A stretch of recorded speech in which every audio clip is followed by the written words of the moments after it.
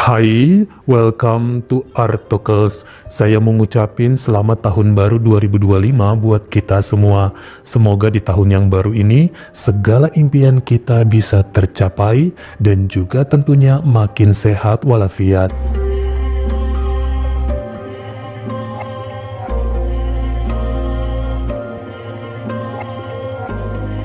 Pada Rabu malam tanggal 26 Oktober 2022, rumah kos yang berada di Jalan Tanun 12 Kota Pakse, negara Laos, nampak ada ribut-ribut dari beberapa penghuni karena salah satu kamar di bagian depan bangunan tersebut terdapat hal aneh yang bikin semuanya panik. Dari bagian bawah pintu terlihat genangan warna merah seperti darah manusia yang merembes pelan kemudian mengental. Mereka sempat memanggil kepala lingkungan untuk bantu mendobrak supaya kalau terjadi hal yang mengagetkan bisa sama-sama menjadi saksi. Si pemilik rumah juga udah siap-siap mau nelpon polisi karena dari tadi digedor tidak ada jawaban dari dalam. Sekitar pukul 9 malam akhirnya berhasil ya membuka paksa pintunya, lalu mendapati tubuh seorang gadis berusia 27 tahun bernama Ninisa Delafone tergeletak di lantai dengan kondisi kepala yang sudah remuk. Ditemukan juga dua buah barbel abu-abu seberat masing-masing 3 kg tidak jauh dari kakinya. Ada bekas noda merah juga di salah satu benda tersebut yang saat polisi datang mereka percaya bahwa barbel inilah yang digunakan oleh pelaku untuk menghabisi nyawa Ninisa. Dari keterangan sang induk semang dikatakan bahwa sehari sebelumnya terdengar keributan dalam kamar gadis itu yang dipercaya berantem dengan mantan pacarnya. Kemudian sepi sejak tadi malam sampai siang. Lagi pula bukan hanya sekali ini mereka bertengkar hebat, emang udah keseringan.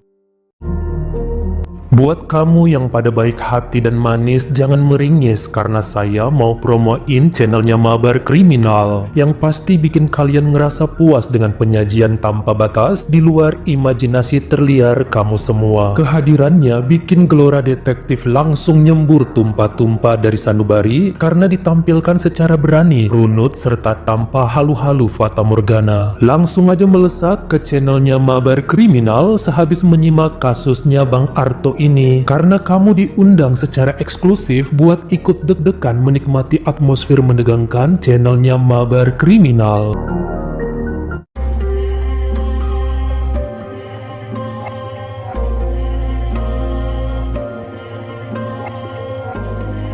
Modi Safifan merupakan seorang pria kelahiran tahun 1985 yang bekerja sebagai pegawai negeri sipil bidang pariwisata di Kota Pakse, negara Laos. Dia sangat berprestasi dan dikagumi oleh banyak kalangan karena kinerja yang bagus dan punya kedudukan yang baik pula. Menikah dengan salah satu bawahannya sejak tahun 2009, yaitu Tating yang lebih muda 2 tahun. Dikaruniai 3 orang anak pada tahun 2011, 2013, dan 2016. Mereka tumbuh sebagai keluarga kecil yang harmonis, bahkan menjadi contoh bagi keluarga lain betapa saling pengertian sanggup membawa kebahagiaan. Sebenarnya setelah melahirkan putri ketiganya, Tating mengundurkan diri karena ingin fokus dalam menjaga anak-anak, menjadi ibu rumah tangga seutuhnya, dan cuma sang suami yang mencari nafkah. Tapi malahan setelah itu mulai deh Tating menerima banyak nyinyiran dari tetangga dan kawan-kawannya karena dianggap terlalu main aman. Mentang-mentang suami sayang kok jadi malas mengurus diri dan berdandan. Di beberapa postingan dia terlihat kusam dan tidak sebanding sama suaminya yang glowing serta segar. Padahal mah pasangan ini di rumah tetap rukun. Kalau ada yang negur, Tating selalu beralasan bahwa ngurus anak di rumah bikin capek dan gempor tanpa ART,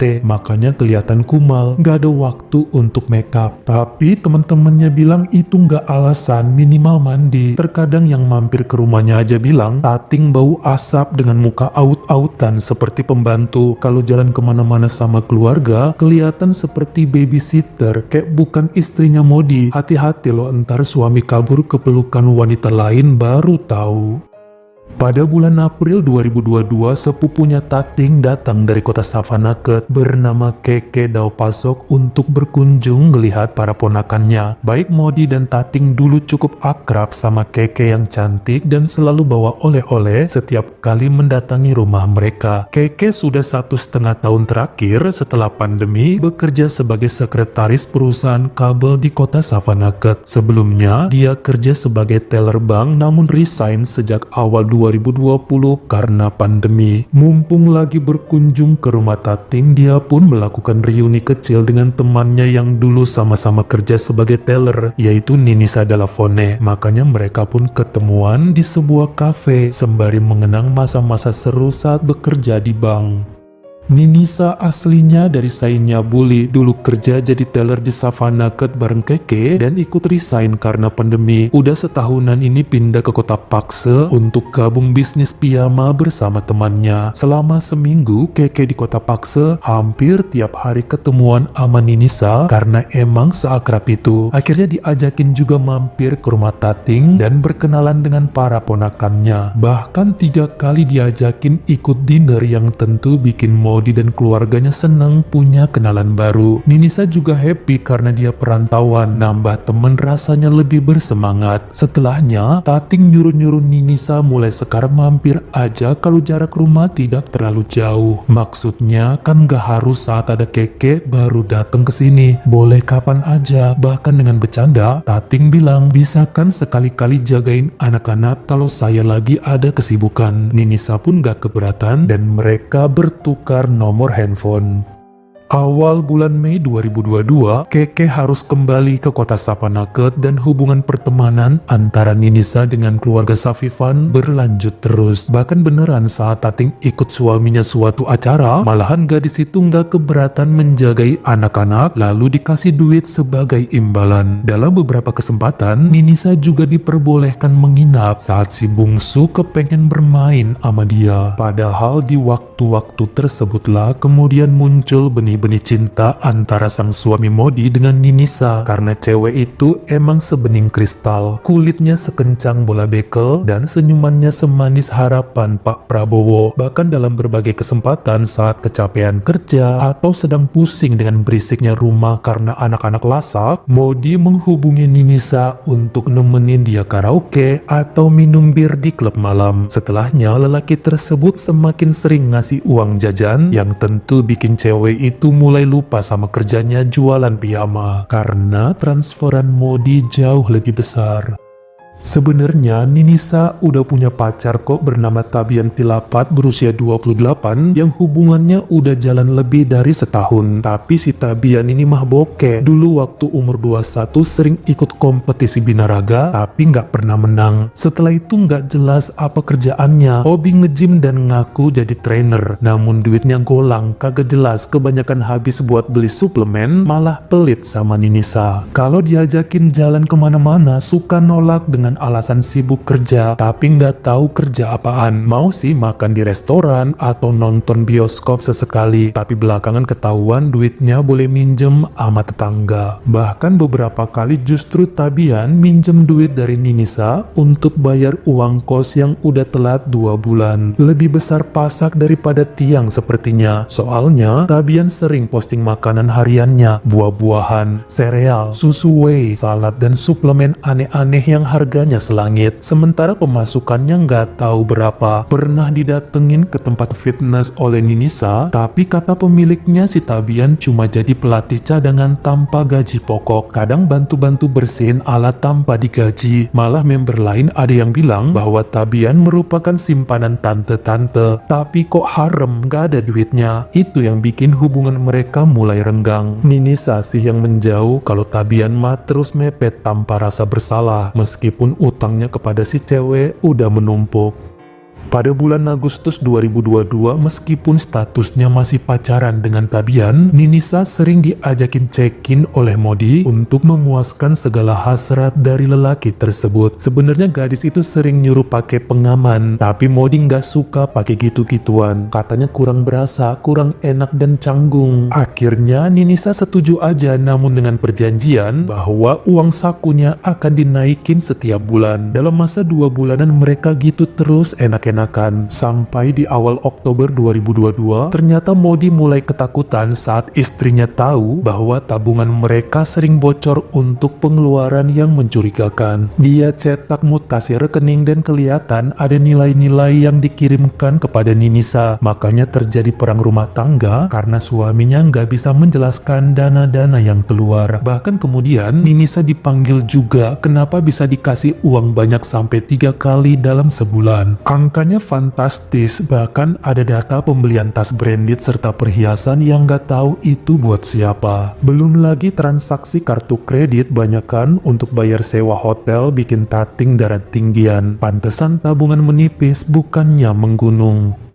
Namun Ninisa bukanlah wanita bodoh, ngerasa sudah menyerahkan kesucian harus dibayar mahal. Dia ngaku punya hubungan spesial dengan Modi dan kini sedang mengandung anak lelaki tersebut. Modi sempat kaget karena baru ngedenger sekarang. Malahan wanita itu maksa untuk tinggal di rumah keluarga Safifan bagaimanapun caranya. Mau dibilang istri kedua atau pelakor masa bodoh, yang penting Modi harus bertanggung jawab menafkahinya mulai sekarang. Bahkan wajib menyisihkan tabungan untuk calon bayi dalam kandungannya supaya dapat warisan seperti 3 anak Tating. Modi pun stres dan Tating hampir nggak percaya dengan omongan Ninisa. Diajakin untuk periksa ke dokter namun ditolak. Tanya aja langsung sama suamimu, dia pernah nggak begituan sama saya? Bukan hanya sekali loh, namun berkali-kali. Modi itu laki-laki subur, wajar langsung jadi benih. Karena mulai ribut selama 4 hari, Ninisa nekat tinggal di rumah mereka hingga Tating pun kabur ke rumah orang tuanya ngajak anak-anak. Pada hari Kamis 20 Oktober 2022, Ninisa ngancam seandainya Modi tidak nikahin dia dalam waktu dekat, maka semua orang di kantor tempat lelaki itu bertugas akan tahu masalah ini. Ninisa punya bukti semua perbuatan mereka di hotel dan juga history chat nakal sejak 3 bulan lalu. Modi kan PNS, bisa dipecat loh kalau ketahuan punya skandal mengerikan. Pada hari Selasa tanggal 25 Oktober 2022 sore, Ninisa pulang ke kosannya untuk mengambil beberapa barang untuk dibawa. Dia udah sempat ngomong kepada ibu kos akan segera pindah minggu depan. Ngangkatin barangnya dicicil supaya tidak kerepotan. Malam harinya ternyata muncullah sang kekasih Tabian yang ngaku kangen udah beberapa hari nggak ketemu. Ninisa bilang mereka udah nggak ada hubungan apa-apa. Lu siapa? Utang udah gua anggap lunas, soalnya Ninisa akan menikah sama pria lain yang kaya dan kerja PNS. Emangnya lu mau kondo, gedein otot terus tapi burung semakin kecil, gak ada malu. Tabian tersinggung dihina gitu dan cemburu juga karena Ninisa akan pergi. Dia tahan cewek itu dalam kamar yang kemudian dilawan. Saling adu fisik terjadi sampai kemudian Ninisa diikat semalaman dan mulutnya ditutup lakban. Tabian pun tidur di sampingnya sampai pagi. Menjelang sore dia buka ikatan ceweknya yang ngancem akan lapor polisi untuk memenjarakan cowok tersebut. Digaplok lagi si Ninisa dan saat berteriak dengan kencang langsung dipukul kepalanya pakai barbel 3 kiloan. Perempuan itu sempat menggigit tangan Tabian sampai berdarah yang bikin pemuda ini emosi lalu menghantamkan berkali-kali barbel itu lagi. Bahkan di saat sudah tidak bergerak dan terkapar di lantai masih juga dihajar sampai benar-benar perasaannya puas. Karena panik dan kelaparan sebab sejak kemarin belum makan, akhirnya pria atletis tersebut pun kabur dari lokasi kejadian pada Rabu sore tanggal 26 Oktober 2022. Sampai kemudian darah mengalir dari bawah pintu kamar Ninisa yang bikin penghuni lain kehebohan.